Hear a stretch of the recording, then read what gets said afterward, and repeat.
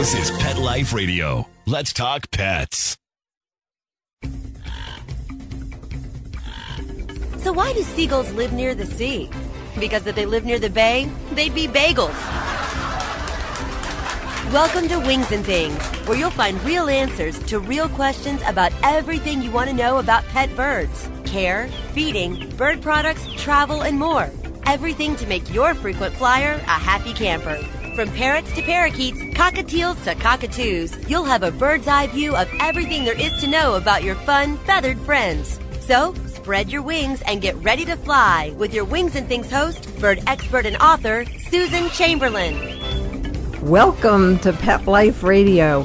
I'm Susan Chamberlain, host of Wings and Things, where we're all about pet birds. In this segment, I'll answer some pertinent parrot questions. Roberta Fabiano and her mitered conure Ratchet are here to help. Roberta, welcome back to Wings and Things. Well, thank you for having us once again, Susan. Okay, may we have the first question? Okay, here's the first one. I have a lovely adopted 24-year-old double yellow-headed Amazon parrot named Crackers. He is very sweet and will eat almost anything I give him, except for most veggies. I am worried because he prefers fruit to vegetables. His basic diet is a formulated food, and he favors the green pellets to the other colors. I give him fruit in the morning and vegetables like corn, peas, peppers, spinach, broccoli, and carrots in the afternoon. How can I be sure he is getting all the nutrients that he needs? I love him and I want him to be healthy. Bird nutrition is so confusing. Please help. Well, Roberta and listener, reader, viewer, I have a 30-year-old double yellowhead myself. Her name is Cracker, and I've had the same problems with her over the years. It appears that you're already feeding your bird a nutritious diet.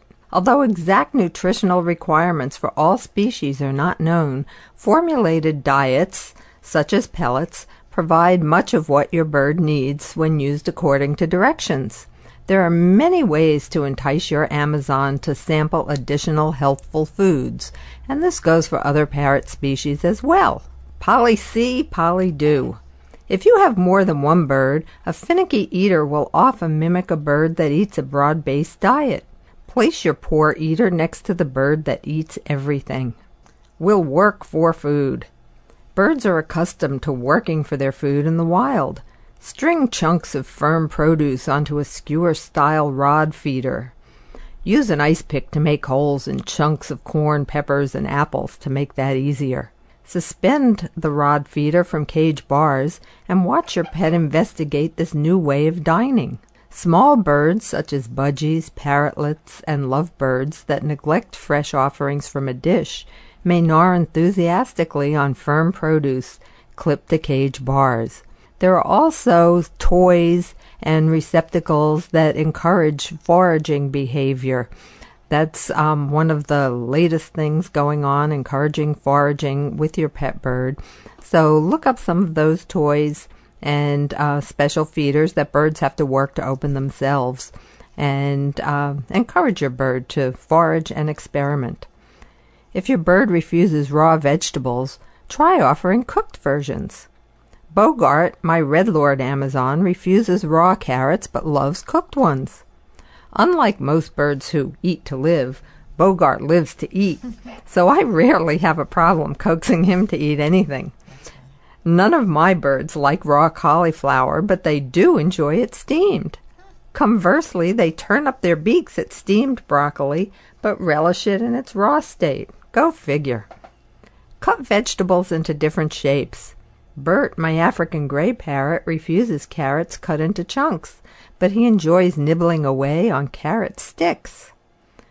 Figure that one out. That's wild. I know. Ratchet's the same way. Is she? Yeah. Mm-hmm. Well, she is. I bird sit for Ratchet. I see what she does.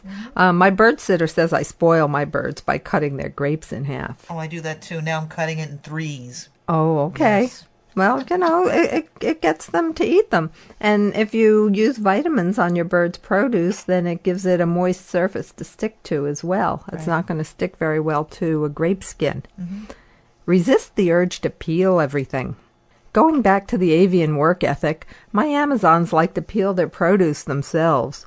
Peas in the pod, apples with the skin left on, orange chunks with the rind, banana rounds with skin, cooked potatoes with skin, and similar foods entice my parrots regularly. Wash all produce thoroughly before offering it to your pets. Should you wash it with, pure water, filtered water? Well, usually plain water or filtered water is fine. After you wash it, you'll want to wipe it off with a paper towel because that will reduce even more pesticide residue or organic residue that's been deposited on the skins during handling and growing. Insects lay their eggs on plants. Right. The produce is picked by people. And it's also gone over in the store by people with their hands. So you don't really know what's on there. So it's a good idea to wash everything well. There are special produce washes that you can use to reduce even more bacteria and organic material on the skin. Or just use a solution of white vinegar and water if you're particularly concerned about this. Or just plain water and, rinse it, wash it well. Don't just give it a couple of drops of water and then pop it in your mouth or your bird's mouth. It's very important to be sanitary. Okay. But check out the frozen food department in your local supermarket too. My birds enjoy colorful vegetable mixtures that may include lima beans, peas, corn, carrots, red peppers, celery, and string beans. Cubed squash, sweet potatoes, bean mixtures, and other nutritious foods are also available frozen. Cook and cool a portion for your birds. Make sure you cool them to room temperature because overheated food can burn their crops. Oh, right. I actually prefer to do the frozen vegetables because Yeah. I'm not home that much. No. I can't, every time I buy the fresh produce, it doesn't last long. It rots because I'm not here. Right. For those of you who do not know, Roberta Fabiano is a musician, so she travels a lot on the road. And check out her bird song on robertafabiano.com. She wrote a song about the wild parrots of Telegraph Hill. It's right on there. It's called Dogan, Connor, and Tupelo. But anyway, Roberta does travel, so the frozen food certainly makes sense, especially when you just have one bird. You can buy it in bags and twist tie the bags back up, put them in the freezer. And you can fool some of the birds some of the time. And I regularly get some additional nutrition into my picky hook bills by cooking finely chopped broccoli florets and grated carrots into scrambled eggs or those egg beaters, the egg substitutes. That's a great idea. And you can grate them into muffins too. Oh, And they're good the birds will muffins. get it. Yeah. Those are good. So that really works. And, does your bird love pasta? Mine does. I make parrot primavera for my birds by adding steamed beans, peas, zucchini, peppers, and other vegetables to angel hair pasta. And a sprinkle of hot pepper flakes spices the dish up enough to please their South American palates. I have a question for you, Susan. Okay. Doing so much for your 10 birds, how do you have time to do anything else? You are amazing. Well, actually, I've had my birds for quite a long time. I got Cracker and my male Senegal in 1980. So I've had 27 years of parrot parenthood. You might say I grew up with my parrots. So you have it down to a science. Then. You kind of do. You get it in a routine, and when you're getting the vegetables ready. When I buy a head of broccoli, I wash and cut up the whole entire head of broccoli. I put it in a covered dish in my refrigerator. That way it stays fresh for the birds and it stays fresh for me because I'll use that same broccoli for my dinner. And, you just buy it every few days. That's great. So you kind of get into a routine and you get a little more efficient at doing something. If you're cutting up carrots for your birds and you're going to have carrots for dinner that night, cut yours up at the same time and put them in It's funny because I have one little bird and it seems like it takes me more time to do that than it takes you to take care of 10 birds. Oh, not really. Well, for me, anyway. I'm slow. Well, I mean, speaking of efficiency, what I replied to this person that sent the question in, share your dinner. My birds love to eat when I do. I make a special dish just for them. No feeding your bird off your plate or out of your mouth. Maybe you think it's cute, but we have germs that aren't natural to them.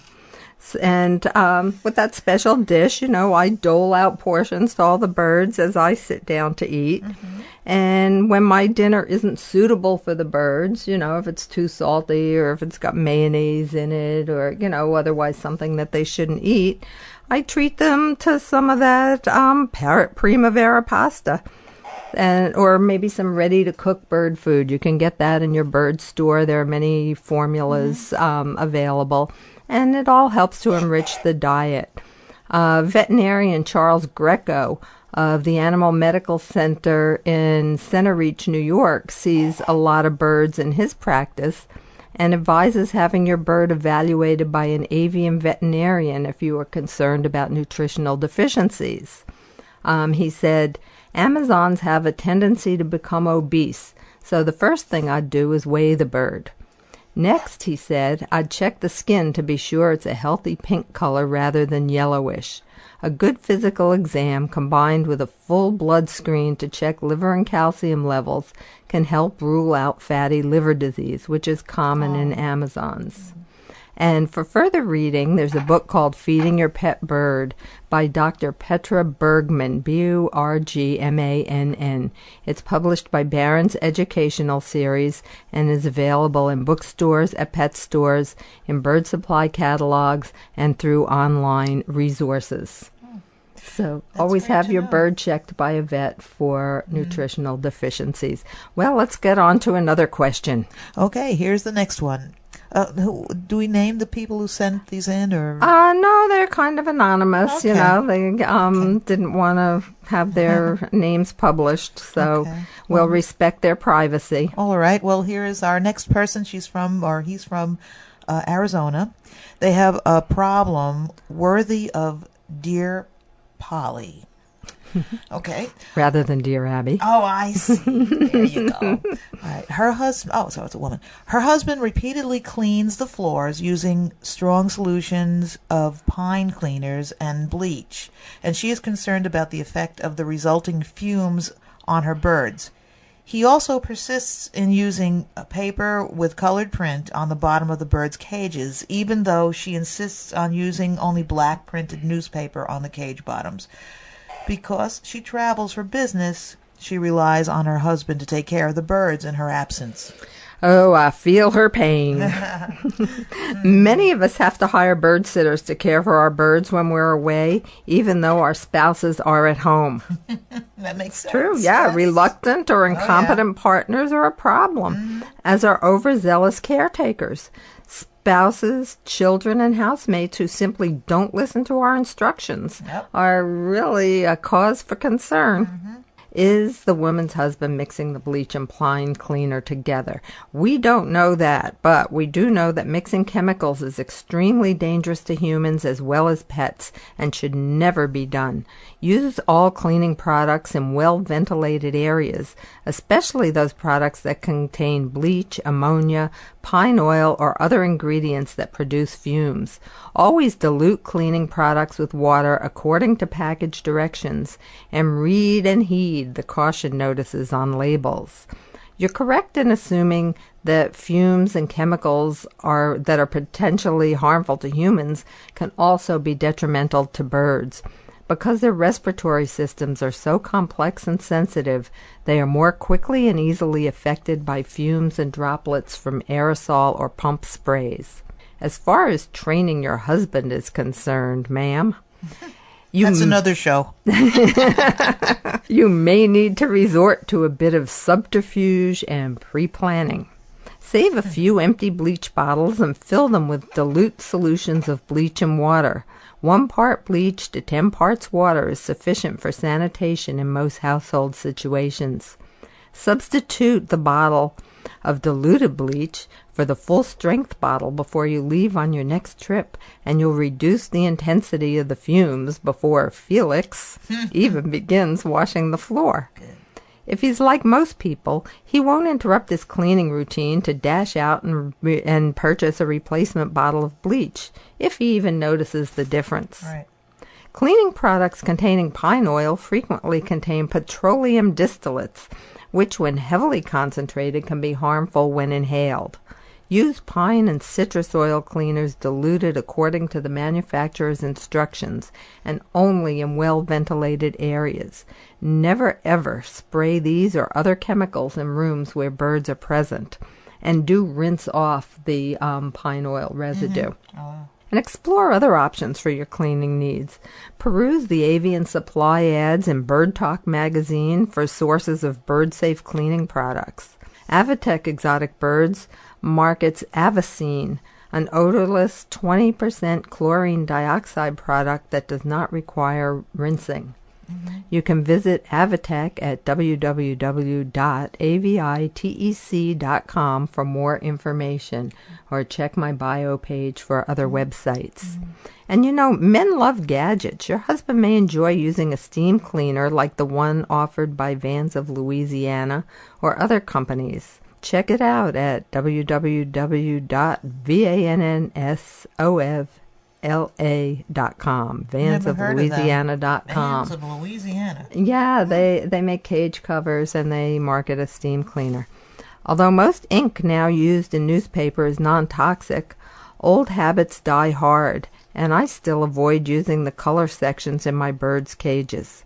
When I have to go out of town, I solve my cage bottom paper dilemma by pre-cutting a pile of paper to size and layering it in the cage trays.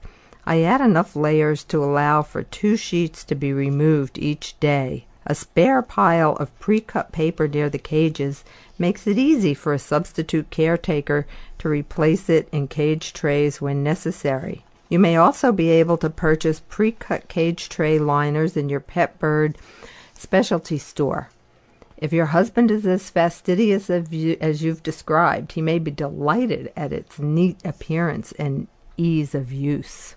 Okay. Well, that sounds good. And you know what I use for small cages? I just, like the birds' travel cages, I just tear off a length of wax paper and put it in their that's a great travel cage you tray. Told me that. That's a great idea. Yeah, it resists moisture, too. Sitting on a branch overlooking the parking lot, the pigeons watched as a Mercedes pulled in below them. What do you think? One bird said to the other. Should we put a deposit on that car? Stay perched. Wings and Things will be soaring back right after these messages. What if you could protect the life of your cat with something so simple and affordable that you already use every day? Get ready for the evolution of kitty litter. It's Pretty Litter. Along with all the features you've come to expect from your kitty litter, Pretty Litter's patented and scientific formula will also monitor your cat's health and detect illnesses early while providing industry-leading odor control. 2 kitty litters, same cat, same price. But there's one important difference. Pretty Litter reacts to your cat's waste by detecting health issues simply by changing color. And the key is that Pretty Litter detects these issues before your cat shows symptoms of physical illness or pain, likely saving you major dollars in vet bills while protecting the health of your cat. What do you think, little guy? Ready to switch litter? Pretty Litter. Colorful insight into your cat's health. Go to prettylittercats.com/cat101 or use coupon code CAT101 to get 20% off your first subscription order.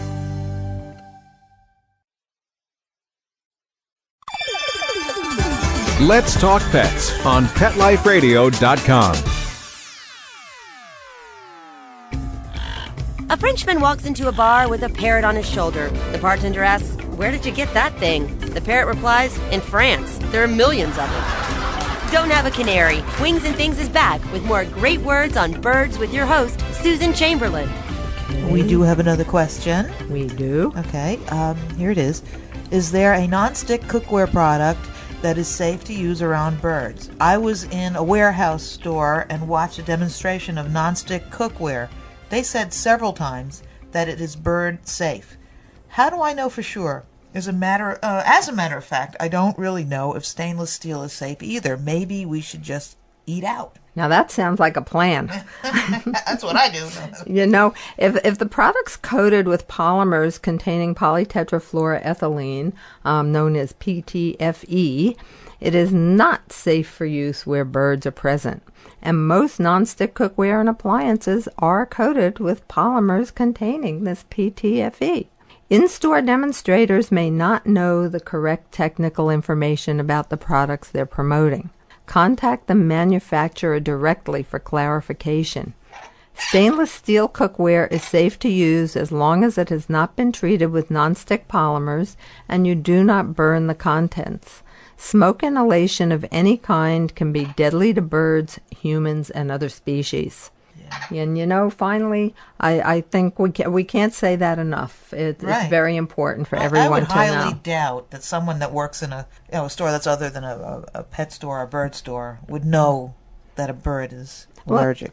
Yeah, well, it's a little more than allergic. Yeah, it's deadly. They're sensitive. It's deadly. They're deadly to the fumes emitted from those polymers, and it's just odorless and colorless. And I know someone. I had a friend of mine whose bird died from this, and he came home. He was a musician. Came home. He was working on a score, and he was boiling some water or something in a pot. And he had a conure at home, I think. And next thing you know, the water boiled away. It boiled dry, very so he common. forgot about it. Mm-hmm. And his bird passed away. Yeah, well, it's a terrible thing. And, you know, it does affect humans also. It's called polymer fume fever. Yeah. And it has flu-type symptoms. People just think they have the flu or a virus. Yeah. Wow. But in severe cases, you know, your lungs will bleed. Oh, my gosh. So think about that. Yeah, you know, awful. If it's killing birds, what is it doing to us? Whoa. So just forego all nonstick cookware. Yeah. You know, use stainless steel, use Corningware, use glass, use aluminum. Well, she wanted to know, whoever wrote this question here, how do we know that stainless steel is safe? Well, stainless steel is safe. Stainless steel does not produce fumes when it is heated. I mean, likely, I don't know what would happen if you put it into a huge furnace and melted it and inhaled those fumes. Right. But under, you know, household use, stainless steel is fine. But if you have something in it that's going to burn, that is going to produce smoke. Right. And smoke in any form can be deadly. Okay. Also, if your stainless steel pot has a plastic handle and it's in your oven and you turn the oven on, it's not the stainless steel that'll produce fumes, it's the plastic that will produce fumes. So, you know, don't store your cookware in your oven. I think we have time for one more question. Okay. So finally, let's see. What do bird owners do to keep their birds out of a running ceiling fan? That's a great question. Now, do you know a supplier of a ceiling fan guard? Never heard of that. Well, most bird owners turn their ceiling fans off before allowing flighted birds out of their cages. Many also keep their birds' wings clipped so that they cannot gain the altitude necessary to fly up into a fan. I recommend a combination of both wing clipping and turning off the fans. The ceiling fan guards I've been able to locate are intended for commercial or school use. They're heavy, expensive, and wouldn't keep small birds from reaching the fan blades. But how about considering a bladeless fan? Parrot parent Elise Negrin, who lives on Long Island, New York, reports excellent results from an air cleaning system she purchased from a company called Pediatric Supply. The unit replaces the blades on a ceiling fan and circulates and cleans the air in the room. So for some more information on that product, visit www.petiatric.com. Check it out. You know, it filters and it circulates the air and it fits right onto the ceiling fan fitting. Yeah, that's great. Well, that's all the time we have for questions, so send me your questions. Susan at PetLifeRadio.com. and I will try and answer them on a future segment of Wings and Things. And they could be silly questions, too. Oh, they can be silly questions, too. Hey, there's no question that's too silly. That's right. That's for sure. You know, just the one you don't ask is the silliest one.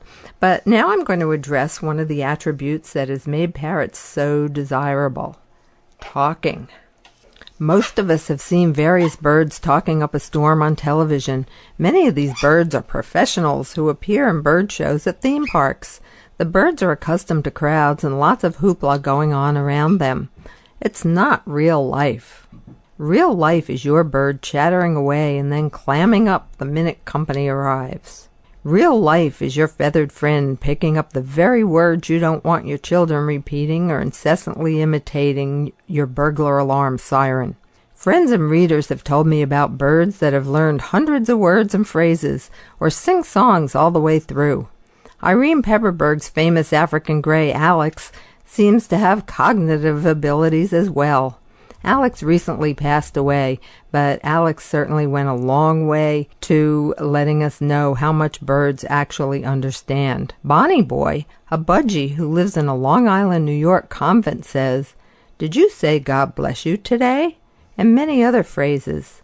What are some of the secrets of these super birds and their companion humans? Be patient. Some birds may take a year or more to speak. Your bird may even conceal the fact that he's learned to talk by only reciting words and phrases when you're not at home. Don't worry, he'll eventually slip up and start chattering when you're lurking in another room. Greet your bird. Whenever you walk into the room or return home, greet your bird with a phrase you want repeated. Do the same when you leave the house. My African gray parrot Bert says, "I'll see you later," whenever he hears me open the coat closet or whenever he perceives that I'm about to leave the house. Maybe it's just my footsteps are going a little faster. Maybe it's the fact that I'm wearing shoes.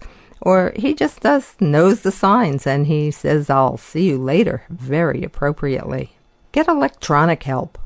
Supplement your own speech lessons with specially recorded training tapes and CDs to encourage your bird to learn to talk. Record your own tapes so the bird can respond to the sound of your voice. Leave the television or radio on when you're out of the house. Soap operas are a good choice because they have a lot of dialogue. Cartoons are birdie favorites.